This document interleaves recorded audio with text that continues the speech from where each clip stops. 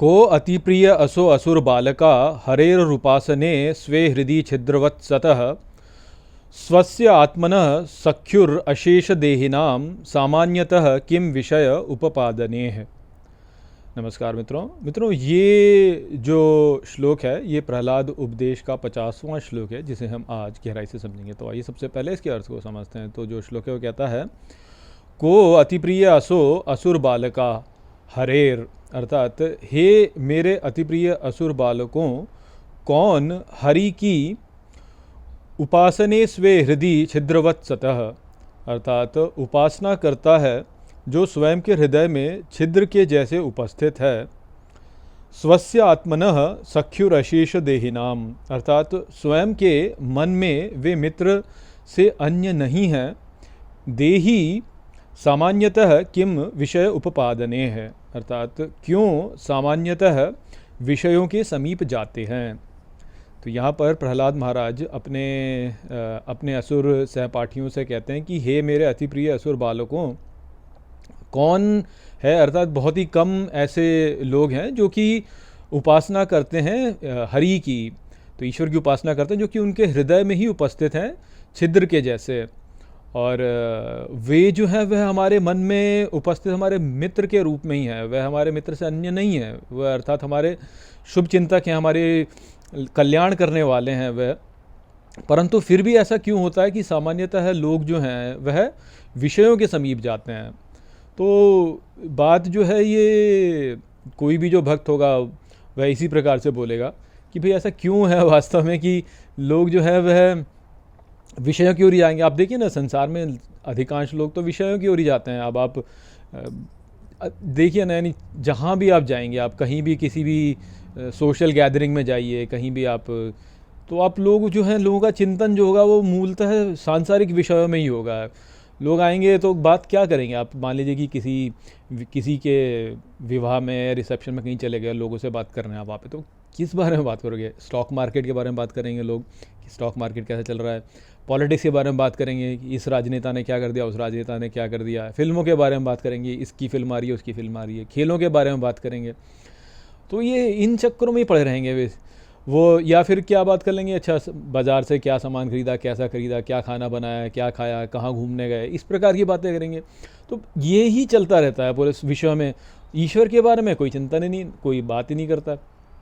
तो लोगों का तो विषय में ही ध्यान रहता है, इन सब चक्करों में ध्यान पड़ता ही नहीं। और जबकि वास्तव में क्या है, वास्तव में तो जो भगवान हरि हैं वह हमारे हृदय में स्थित हैं, हमारे हृदय में हमारे मित्र के रूप में स्थित हैं। वह ही तो हमारे मित्र हैं, वास्तव में वह ही हैं जो हमारे हैं। उनके सिवा अन्य कोई भी और हमारा नहीं है, क्योंकि वो ही एक ही तो हैं जो कि सभी रूपों में प्रकट होकर के आ रहे हैं। सामने जो हमें रूप दिखता है किसी का, सामने कोई व्यक्ति दिखता है हमको, वो तो केवल रूप है। उसके पीछे कौन है? उसके पीछे तो हमारे भगवान ही है, और वो हमारे प्रिय हैं, और वो हमारे हृदय में भी बैठे हैं और दूसरों के में भी बैठे हैं। वो सभी में वह ही विद्यमान है। और जब कभी हमारी मृत्यु हो जाएगी तो ये जो सभी हमारे संपत्ति है या हमारे जो स्वजन हैं, ये सब तो नष्ट हो जाएंगे, किंतु ईश्वर सब तब भी रहेंगे हमारे साथ में।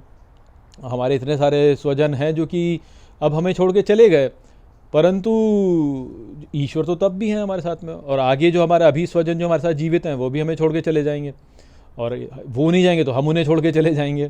जो हमारी संपत्ति है ये सब भी नष्ट हो जाएगी, ये सब कुछ तो नष्ट हो जाएगा। तो ऐसे नष्ट के बारे में ही हम बात करते रहते हैं बस। आज कोई राजनेता है, कल कोई और राजनेता हो जाएगा। आज किसी राष्ट्र का प्रभुत्व है, कल किसी राष्ट्र का प्रभुत्व हो जाएगा। आज कोई टीम जो है अच्छा खेलती है, कल कोई और खेलने लगेगी। आज कोई अच्छी फिल्म आ रही है, कल कोई और फिल्म आ जाएगी। तो ये तो सब चलता रहता है ऐसे ही। तो इसमें कुछ स्थायी थोड़ी है ना, इसमें कुछ है। ये तो मन बहलाने वाली बात है। तो इन मन बहलाने चक्कर में क्यों पड़ते हैं, जब जो स्थिर है उसके चक्कर में पड़े, वो कि हमारे साथ सदा रहेगा। ये तो कोई भी अवस्था जो हम अपने जीवन में अनुभव करते हैं वह अवस्था तो परिवर्तनशील है। आज है, कल नहीं रहेगी, फिर परसों फिर से आ जाएगी, तो फिर नहीं रहेगी।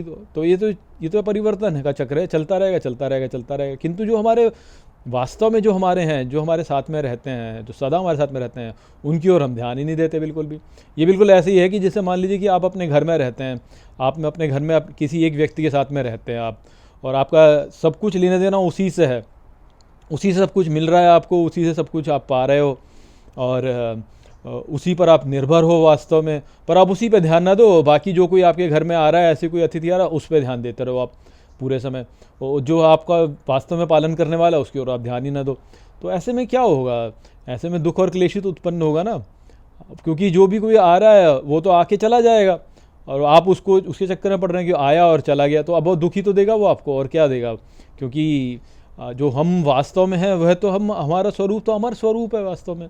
हम तो यही चाहते हैं कि सब कुछ जैसा है वो वैसा का वैसा ही हो जाए रहे, परंतु हम उसे गलत स्थान पे चाहते हैं। आप सोचिए कोई वृद्ध व्यक्ति होता है, वो उसको कभी पुराने समय का कोई आप फ़ोटो दिखा दीजिए तो वो बोलेगा अरे वाह वो क्या अच्छा समय था, काश आज भी ऐसा ही होता। तो बात वही है कि हर व्यक्ति जो है स्थायीपन चाहता है, किंतु स्थायीपन कहाँ ढूंढ रहा है, संसार में ढूंढ रहा है जहाँ स्थायीपन हो नहीं सकता कभी भी है। अब आप ये सोचिए कि मान लीजिए आपका राष्ट्र जो है वो कभी बहुत शक्तिशाली था, तो अब आप बोलोगे कि अरे यार वो तो कभी बहुत शक्तिशाली राष्ट्र था, आज तो मेरा इतना शक्तिशाली नहीं है, काश वैसा ही होता जैसा तब था। ऐसा तो नहीं है ना। मान लीजिए शक्तिशाली हो भी गया तो क्या सदा के लिए रहेगा, नहीं रहेगा ना, थोड़े समय पश्चात वो कुछ और आ जाएगा। आपकी क्रिकेट वाली टीम है, आपकी खेल की टीम है कोई, मान लीजिए अभी वर्ल्ड चैंपियन है, तो आपको लगेगा हाँ भाई वर्ल्ड चैंपियन ही रहे सदा, पर ऐसा तो हो नहीं सकता ना, सदा तो रहेगा नहीं।